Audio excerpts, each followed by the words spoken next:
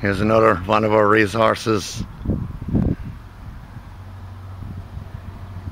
being shipped. Look at the lovely tree up there.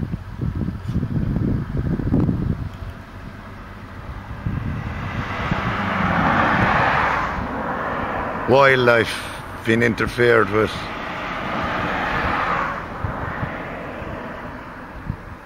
Disgusting, really. Forestry being raped. Our mountains being raped. Again, for the investors.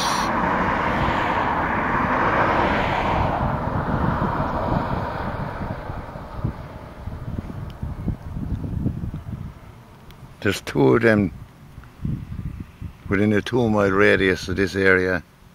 How long will the mountains last at this level?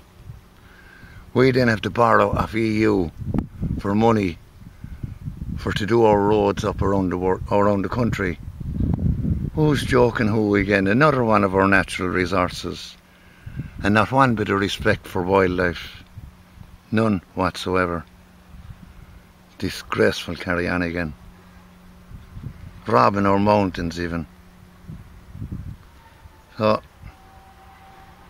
I let people think about it. Think of the poor tree above there.